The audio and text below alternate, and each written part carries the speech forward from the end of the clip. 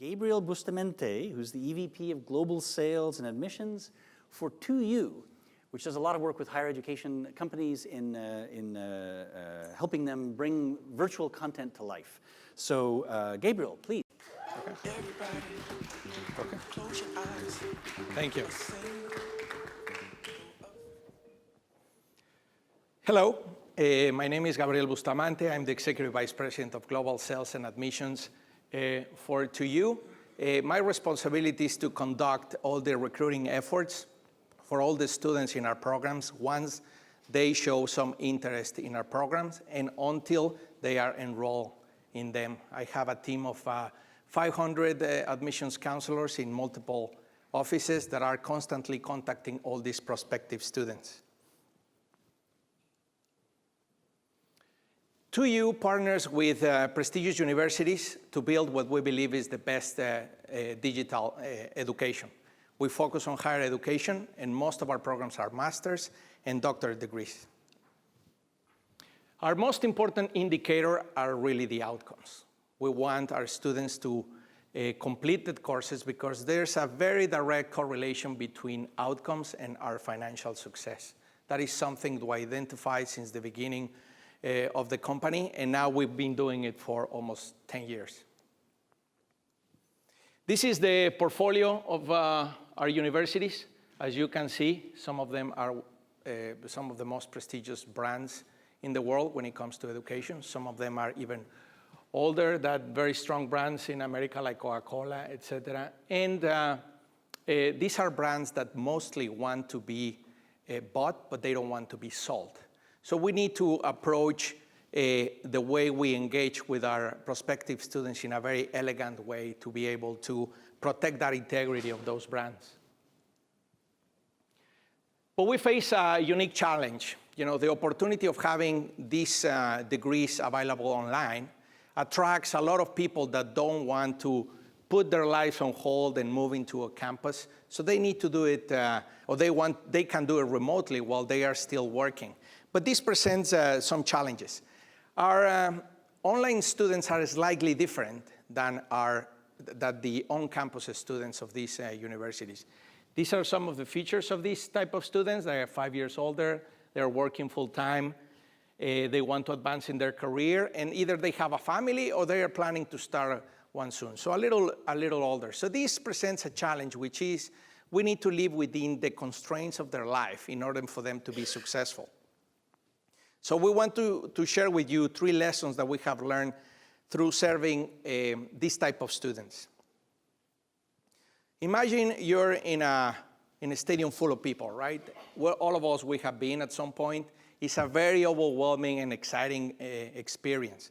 When you multiply that for not 10, but 15, 20 times, that is the number of prospects that we receive in a calendar year that are interested in our programs in 2U. It's an enormous number, and our funnel works in a very mysterious way. Only out of those million people, only 9,000 of those are actually going to enroll into our programs. So it's a big funnel from 1 million to 9,000. If we do that job of funneling that in any way wrong, then those are not 9,000 students anymore. They get on the way for many different reasons, academic qualifications, engagement, they decide to go other schools, etc. So we really need to enhance the experience when we engage them so they can favor our programs. So I want to use an analogy, of another industry, but there's some companies that focus on pretty much only delivering the product that they produce. And there are others that they try to enhance the experience of selling that product. And that is the case of coffee. In America, for example, Starbucks is a referent, right? Everybody knows it, has a loyal consumer base, has the brand, it has the real estate. But the reality is that there's nothing exciting about going to a Starbucks these days. The coffee is good, but that's it. There are other companies, particularly here in Europe, like for example, I have the example of Illy, that they do much more than just delivering a good product. They try to make a difference in every part of the change to make the experience better. And some of those examples are, like for example, these are the machines that the Starbucks uses in their stores. They really look like washing machines, you know. They're automatic, very inexpensive, not attractive to the side. They actually put them facing backwards so nobody can see them. And Ely spends much more money on providing state-of-the-art machines built in Italy by Cimbalin, but especially because they really want the people to experience when the coffee is extracted and the crema comes out, to have a different experience that will stimulate the senses. We all know how Starbucks serves the coffee, right? They offer it in paper cups. The problem is when you put a hot beverage into a paper cup, it pulls the flavor of the paper, so you don't know it, but really your coffee tastes like paper. And Ely, you know, gives the offer of the product in porcelain, you know, because the porcelain will preserve the benefits of the coffee longer, the flavor, etc. So they focus on doing all these things that look, when you look at them individually, small, but at the end, they provide a totally different experience. You know, when I use this analogy, when it comes to our brands, something similar happens. When somebody's interested in our programs and they see Georgetown online, they go in through that conflict. They say like, there's something interesting here. Let me check what it is. And they fill these splash pages because they want information about it. And every time we engage these people, we need to deal with the pre-notions of online education. You know, that at some point we're negative, less and less, but we still have to deal with them. And the first thing that they comes to their mind is that we're Starbucks. And our counselors need to do a very good job making them understand that we're really Ely. And in every part of the change, we do things better. So number one, the experience matters when it comes to representing these type of brands. Now, the students are already in our program. Well, it's just half the way, right? Because we need them to graduate, and there's still 2 or 3 years to go. And you're going to say, well, what a Sherpa has to do with education? Really, really nothing. But it has to do a lot with customer service, right? A Sherpa is an expert on a particular field, and when somebody's going to try to explore a new mountain and doesn't know it, they provide tremendous value just by knowing those very basic things, right? Their guidance, etc. A Sherpa is not going to help you to go to the top. It's not going to carry you. But it certainly can help with, providing you with expertise on a shortcut or, carrying extra luggage, etc. So that is a very important support to be able to go to the top. Well, in 2U, we do something similar. We have a team of support specialists that engage the students once they enroll all the way until they graduate and support them with all these type of similar things that will help them to succeed. They are not going to do the test for the student, but certainly can helping to schedule time so they can prepare to be successful. Now, you're going to think that most of the problems that we have people leaving our programs come from academic issues, but the reality is not. The majority come from life constraints, problems around the scheduling and personal issues, etc. So that's why it's so important to put all this team behind those issues so we can facilitate the success. Of course, the academics are important, but we also supplement, a number of courses that can help them to get where they need to. This approach needs to be proactive. We go way ahead of the curve, by analyzing the data that we have at hand so we can prevent catastrophes from happening. If we see that one student hasn't logged into the system 2 weeks before of a particular test, it's time to call him because he's going to get into trouble. So we give them a call, we schedule some time with them, we give them some coaching on how to schedule time to study, and that can prevent this student from failing. So we look at a lot of different things that would give us specific red lights that would allow us to be proactive with them.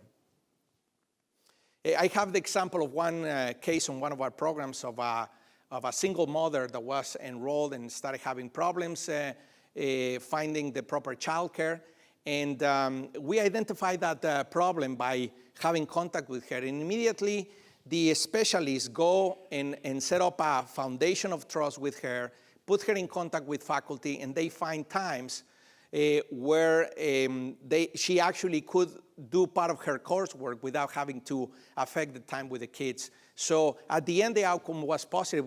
We prevented this student from leaving the program. Since we started doing this approach, we started seeing an increase in retention, from the first term to the second. And we also saw a similar drop in our leave or absence rate. So the data was backing us up in the efforts. So lesson number 2, supporting students has everything and nothing to do with academics. It doesn't stop over there. We need to provide this additional help so they can excel with their objectives. Now let's talk about data. That's obviously the biggest topic these days. We have the fortune, after processing almost 25,000 students in the life cycle of 2U, to have a lot of accumulation of data, because our students, from the moment they get in contact with us by filling one splash page until they graduate, we have a lot of records of activity. And that helps us to put together patterns that can allow us to prevent certain things and how to improve parts of the process, even providing feedback to our universities on how to improve. By looking at these two environments, obviously, by having a digital option with a live class, give us the immediate opportunity to know much more about that classroom than the traditional environment. One simple example, attendance. In this format, very difficult to do it. In that one, is something that is fully in control for faculty. So the most important about data is how to use it, right? Otherwise, it's just a bunch of information over there. So what we do is really be proactive with this, building models so we can look at those trends and intervene on time. Now, another tool that we use that has been incredibly useful is to submit surveys to our students at the end of each semester, so we can hear direct feedback on the overall experience from the time that they get in contact with our specialist, about our courses, about the customer support that is provided by the post-enrollment services team, all the way to the actual academic, the experience in the digital classroom, etc. And with that, not only can help us to put a plan on how to fix those problems, but most important, to go back to our university partners so they can also improve the experience from the moment that they are actually giving the lectures and providing classes.